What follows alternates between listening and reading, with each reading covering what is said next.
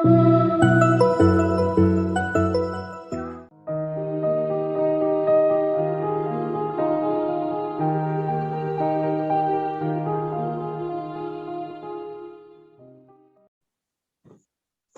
के नाम की महिमा हो।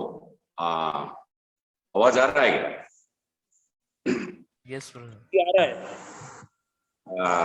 इस प्रकार रविवार के सप्ताह के पहले दिन एक छोटा सा झुंड होकर परमेश्वर की सन्मुख में हम आ सके और उनको आत्मा में और सच्चाई में आराधना करने के लिए परमेश्वर ने हमें अनुमति दिया।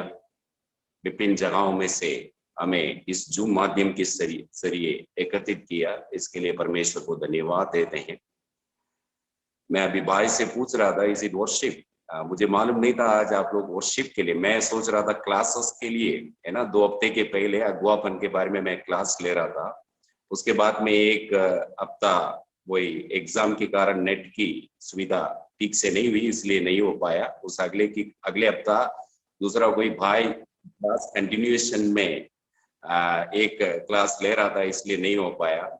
लेकिन आज मैं क्लास लेने के लिए बैठा था, लेकिन बाद में ये वर्शिप सर्विस समझकर मुझे परमेश्वर ने बोला दूसरा कुछ वचन से आज बात करें, है ना। इसलिए आइए हम आज की वचन की मनन है, एक कलीसिया किस प्रकार होना चाहिए, कलीसिया किस प्रकार होना चाहिए। छोटा सा झुंड हो, बड़ा सा झुंड हो, वो कोई परमेश्वर की नजर में उनकी प्रिय पुत्र प्रभु यीशु मसीह की पवित्र खून से खरीदा हुआ कलीसिया बहुत बहुमूल्य चीज होती है। वीडियो में अगर कोई लोग आएंगे तो मुझे अच्छा लगेगा। बहुत बहुमूल्य चीज होती है। अपने प्रिय पुत्र प्रभु यीशु मसीह की उस पवित्र खून से हम सबको खरीद कर दुनिया की विभिन्न जगहों में उन्होंने हमें अपना आराधना स्वीकार करने के लिए खड़ा किया। दुनिया की सबसे सौभाग्य के लोग हैं, क्योंकि परमेश्वर स्वयं अपने आराधना को स्वीकार करता हमसे। सबसे स्वीकार नहीं करता है मेरे प्रिय भाइयों बहनों, सबसे स्वीकार नहीं करता हमसे।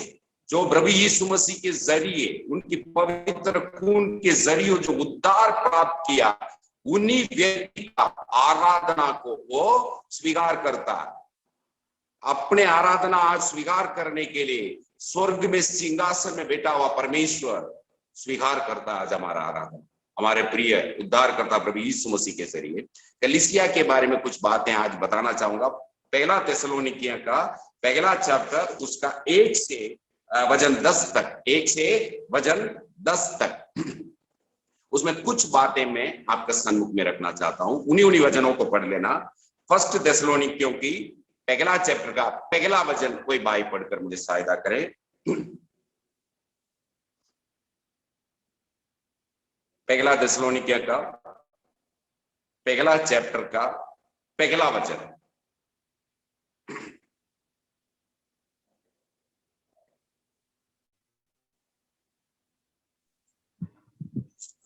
पौलुस और सिलवानुस और तीमुथियुस की ओर से ये थिस्सलुनीकियों की कलीसिया के नाम जो परमेश्वर पिता और प्रभु यीशु मसीह में है, अनुग्रह और शांति तुम्हें मिलती रहे। इस वचन से हमें कुछ सीखने के लिए कोई चीज मिलता है। प्रेरित पौलुस के बारे में पढ़ते हैं, उन्होंने 14 पत्रियां लिखी, है ना, 14 पत्रियां लिखे, 14 एपिसोड्स में उन्होंने लिखा है। पहला थिस्सलुनीकिया और दूसरा थिस्सलुनीकिया और एक फिलेमोन तो उनका पर्सनल एक मित्र है, उसके लिए लिखा। बाकी जो कलीसिया को जितने भी पत्री लिखा, उनमें हर एक पत्रियों में अपने टाइटल के साथ लिखा एन अपोस्टल। केवल थिस्सलुनीकिया कलीसिया को जब उन्होंने लिखा, केवल अपना नाम मात्र ही उसने बताया, पौलुस, नाम के अलावा कोई भी चीज नहीं बताया। तीमुथियुस को जब पत्री लिखा है तब भी उसने क्या बोला? सर्वेंट ऑफ गॉड बोल। लेकिन जब थिस्सलुनीकिया की कलीसिया को वो लिखता है तब उसने क्या किया? कुछ भी टाइटल नहीं लिखा। क्यों नहीं लिखा? क्योंकि थिस्सलुनीकिया की कलीसिया जो है पौल की बहुत प्यारा कलीसिया, बहुत प्यारा कलीसिया की स्थापना के बारे में हम एक्ट्स ऑफ अपोस्टल 17वां अध्याय में हम पढ़ सकते हैं। 17वां अध्याय में जब आपको समय मिलेगा तो घर में जाकर पढ़ लेना। केवल 1.5 महीना की मात्र में इस कलीसिया की स्थापना हुई।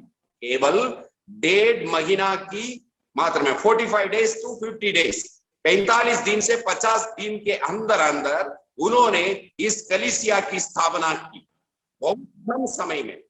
आज हमारे पास आज जो जितना हमारे पास है ना, उतना फैसिलिटीज बिल्कुल नहीं था उस जमाने में मेरे प्रिय भाइयों।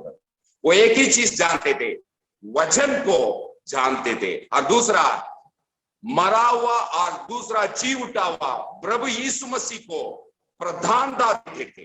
अपने सेवा वचन के आधार पर थे। दूसरा प्रभु यीशु मसीह की नाम को ऊंचा उठाते थे। और तीसरा परमेश्वर की इच्छा के अनुसार पर उनका सेवकाई होता था। 16वां अध्याय में जब एक्ट्स ऑफ अपोस्टल 16वां अध्याय में हम देख सकते हैं, पौलुस कहाँ जाना चाहता था? एशिया में जाना चाहता था, लेकिन उनकी एक विजन हुआ। उस विजन में मासिडोनिया के एक व्यक्ति खड़ा होकर वहां आने के लिए बोला। तब उन्होंने परमेश्वर की इच्छा को जाना, एशिया जाना छोड़कर यूरोप में गया। यूरोप में गया, अपने स्वयं इच्छा को मारकर परमेश्वर की इच्छा को प्रधानता देते हुए परमेश्वर जो जगह को दिखाता था उसी जगह की ओर वो निकल पड़ा। वहां एक कलीसिया की स्थापना हुआ फिलिपी में। उसके बाद वहां बहुत परेशानियां सहना पड़ा, इसलिए वहां से वो निकल पड़ा। तब वो थिस्सलुनीकिया में गया। ये मतलब ये परमेश्वर की इच्छा के आधार पर था और वचन के आधार पर था। और तीसरा उसकी वचन की प्रभु यीशु मसीह की महिमा करता हुआ, जो सूली पर हमारे खातिर मरा हुआ, तीसरे दिन जी उठा हुआ, उस प्रभु यीशु मसीह को महिमा देता हुआ एक प्रचार था। इसलिए 1.5 महीना के अंदर अंदर उन्होंने वहां एक बहुत बड़ा कलीसिया की स्थापना की। ये बताना चाहता था, मैं भी आपके समान एक व्यक्ति हूं, मैं भी आपके लिए सेवा करने वाला एक व्यक्ति हूं, मैं आपके बीच में रहने वाला एक व्यक्ति। यही कहना चाहता था। मैं आपसे बड़ा नहीं हूं, मैं आपको बीच में रहने वाला एक व्यक्ति हूं, और मैं आपकी सेवा करने वाला एक व्यक्ति हूं। कलीसिया में सब बराबर है। 2 नाम दिया हुआ, सिलवानुस, पौलुस की चेहरा को भी अपने बराबर करना। नसीहत यही है, बराबर। हम सब प्रभु में बराबर है, हम सब प्रभु में बराबर है। वही एक वचन लिखा है, प्रभु यीशु मसीह में है। प्रभु यीशु मसीह में है। दुनिया में एक ही मार्ग है, प्रभु यीशु मसीह का मार्ग। यहाँ भाषा का कोई भेद नहीं, जाति का कोई भेद नहीं, किसी प्रकार का भेद नहीं है, किसी प्रकार का भेद बिल्कुल नहीं है, किसी प्रकार का भेद बिल्कुल नहीं है। अब आवाज क्लियर आ रही है क्या ब्रदर? बीच में गूंज रही है थोड़ी थोड़ी आवाज। अब हाँ, अभी थोड़ा क्लियर है। हाँ, ओके। प्रभु यीशु मसीह में हम सब एक ही है, हम सब एक ही है। यही पौलुस दिखाना चाहता है। लेकिन आजकल हम देख सकते हैं टाइटल, अनेक कलीसियाओं में क्या बोलते हैं, बड़े बड़े टाइटल के साथ अपने पद को बहुत बड़े ऊंचे ऊंचे स्थानों पर रखा हुआ। वहां बराबरी नहीं है, बिल्कुल बराबरी नहीं है। लेकिन एक कलीसिया में हम सब बराबर, हम सब बराबर है। क्यों हम सब बराबर है? प्रभु यीशु मसीह में है हम सब, इसी कारण बराबर है। और दूसरी बात इस कलीसिया के लिए, वो जो इन बातों को समझना है। इन बातों को जब हम समझते हैं, कलीसिया में किसी प्रकार का मनमुटाव कभी नहीं हो, कलीसिया अच्छी तरीके से चलेगी। और दूसरी बात, तीसरी वचन पढ़े, तीसरी वचन उसी चैप्टर का,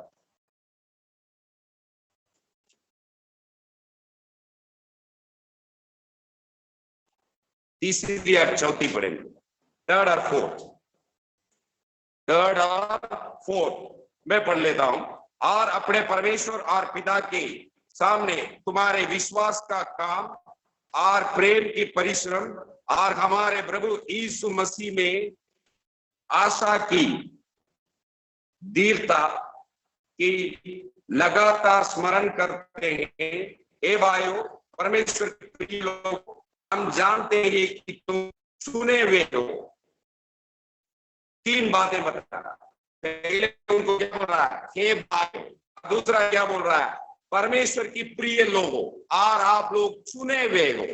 you are the chosen one, you are the beloved ones of God and you are brother. 3 बातों को बता रहा, 3 गहरी बात है।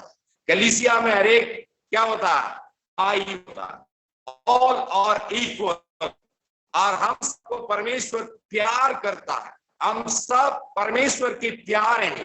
लेकिन एक जमाने में हम सब परमेश्वर की दुश्मन थे। इस दुश्मनी कैसा हटा था? अपने प्रिय पुत्र प्रभु यीशु मसीह ने इस दुनिया में भेजा। उसने काल्वरी सूली पर अपना शरीर को बलिदान के रूप में समर्पित किए हुए अपने उस पवित्र खून को बहाते हुए परमेश्वर की और हमारे बीच के दुश्मनी को हटाकर मेल मिलाप पाए।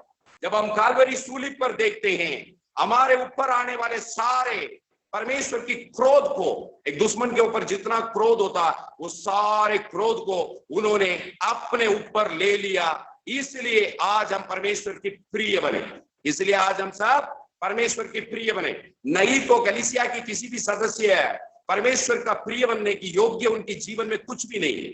हम बुरे काम के अलावा कुछ भी नहीं कर सकते, कभी भी भलाई काम के बारे में कुछ भी नहीं सोच सकते। हमारा जीवन में आज भी अनेक कमियां हैं, आज भी अनेक कमियां हैं। परमेश्वर हमें प्यार करने की कोई भी लायक चीज मेरे और आपके जीवन में कुछ भी नहीं है मेरे प्रिय भाइयों बहनों। फिर भी परमेश्वर की प्रिय लोग हैं हम। हर एक कलीसिया के हर एक सदस्य परमेश्वर की प्रिय लोग हैं। क्यों? क्योंकि परमेश्वर ने अपने प्रिय पुत्र प्रभु यीशु मसीह को हमारे लिए बलिदान दिया है। उस बलिदान के आधार पर वो हमें प्रेम किया। यशायाह की किताब 59:1-2 हम पढ़ सकते हैं। दुश्मन से हमेशा क्या होता है? मुंह मोड़ लिया जाता है। जब परमेश्वर की प्रिय पुत्र प्रभु यीशु मसीह ने काल्वरी सूली पर दिखा, एली लमा सबक्तानी, हे परमेश्वर मुझे क्यों छोड़ दिया? परमेश्वर ने मुंह, लेकिन हमारी तरफ उसने कभी भी मुंह नहीं मोड़ा। हमें प्रेम किया, हमें प्रेम किया, उनके साथ छोड़ दिया, हमारा साथ दिया। इसलिए आज हम परमेश्वर की प्रिय लोग हैं। आज दूसरी बात बोल रहा है, तुम चुने हुए लोग हो। आज चुने हुए के बारे में हम सुन रहे थे। चुने हुए लोग कैसे? दुनिया की स्थापना से पहले परमेश्वर ने हमें चुन लिया। इस ब्रह्मांड को सृष्टि करने से पहले ही प्रभु में हम सबको चुन लिया। आपकी जगह भी चुन लिया गया। आप प्रभु के लिए क्या काम करना वो भी चुन लिया गया। किस प्रकार आपका उद्धार होगा, किस समय होगा, सब कुछ परमेश्वर ने पहले से ही निर्धारित किया। उस चुनाव के आधार पर इतनी दया, मेरा जन्म से पहले मुझे उसने अपने लिए चुन लिया, अपने नाम की महिमा के लिए चुन लिया, अपनी मां को पूरा करने के लिए चुन लिया। लेकिन फिर भी हम अपने स्वयं के मकसद को प्रधानता देता दुनिया में नहीं जीते हैं क्या? अपनी स्वयं की इच्छा को प्रधानता देता हुआ नहीं जीते हैं क्या? वाली बात ही नहीं था, ब्रह्मांड ही नहीं था, हमारे माता पिता लोग नहीं थे, कोई भी नहीं थे। उसी समय उसने अपने मकसद के लिए अपने स्वयं इच्छा से हमें चुना। किसी दबाव में नहीं चुना मेरे प्रिय, स्वयं इच्छा से। लेकिन आज हम अपनी स्वयं इच्छा से उनके लिए सेवकाई करने के लिए, उनकी नाम की महिमा करने के लिए जाते हैं? नहीं। कभी कभार प्रभु यीशु मसीह के बारे में कहीं भीड़ों में बताने में क्या करते हैं? हम शर्मा जाते हैं। प्रभु ने मेरे जीवन में एक काम किया, बोलने में शर्मा जाते हैं। छोटी छोटी काम के लिए प्रभु को आगे खड़ा करने में हम क्या करते हैं? अपने स्वयं को बेइज्जती फील करते हैं। छोटी छोटी काम के लिए प्रभु को आगे खड़ा करना। मेरे जीवन में जो कुछ भी होता है उनके नाम के लिए होता है, उनके द्वारा ही होता है, उनके लिए ही होता है। यही बात हम बताने के लिए शर्मा।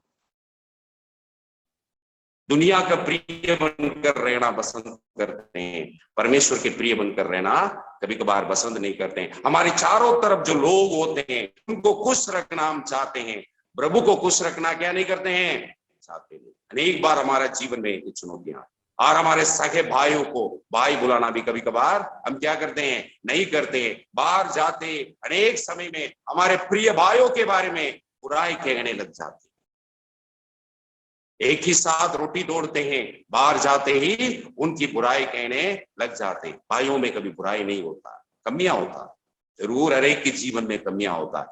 एक ही बात हमें सोचना है, मेरे जीवन में कमी नहीं है क्या, मुझे परमेश्वर ने एक्सेप्ट नहीं किया, मुझे परमेश्वर ने उद्धार नहीं दिया, उनकी कमियां को दूर करने के लिए हमें क्या करना चाहिए, दुआएं करना चाहिए। और ये 3 बातें बताते हुए उसने और 3 बातें बताया, उन 3 बातों को देखेंगे क्या बोल रहा है। तीसरी वचन में देख लेना, और अपने परमेश्वर और पिता के सामने तुम्हारे विश्वास के काम और प्रेम का परिश्रम और हमारे प्रभु यीशु मसीह में आशा की धीरता की लगातार स्मरण करता हूं। परमेश्वर के सामने इस कलीसिया को स्मरण करते हुए वो धन्यवाद करता है, उसके लिए 3 विषय बता रहा है। क्या क्या विषय है, एक विश्वास, दूसरा प्रेम, और तीसरा वो बता रहा है आशा। विश्वास, प्रेम, आशा मसीह जीवन का सबसे बहुमूल्य चीज है। ये तीनों दिखाई नहीं देता, विश्वास दिखाई नहीं देता, प्रेम दिखाई नहीं देता, और तीसरा आशा दिखाई नहीं देता। लेकिन उनके साथ दिखाई देने बात भी उन्होंने जोड़कर बोला, क्या बोला, विश्वास के काम दिखाई देता। विश्वास जरूर दिखाई नहीं देता, लेकिन विश्वास काम क्या करता है, दिखाई देता। प्रेम दिखाई नहीं देता, लेकिन प्रेम के परिश्रम जो होता है वो दिखाई देता, लेकिन वो जो दिखाई देता है। और तीसरी बात बोलता है, क्या बोलता है, आशा की दीर्घता। आशा दिखाई नहीं देता, लेकिन आशा दिखाई देता। ये तीनों बात बहुत बहुमूल्य बात है। विश्वास की काम, हम विश्वास करते हैं, काम से हमें उद्धार नहीं मिला, काम से हमें उद्धार नहीं मिला, उद्धार तो विश्वास के आधार पर ही मिला, और विश्वास में मिलता है। लेकिन उस उद्धार के बाद उस उद्धार मिला है, उस विश्वास जो कि कर्म हमारे जीवन में दिखना चाहिए।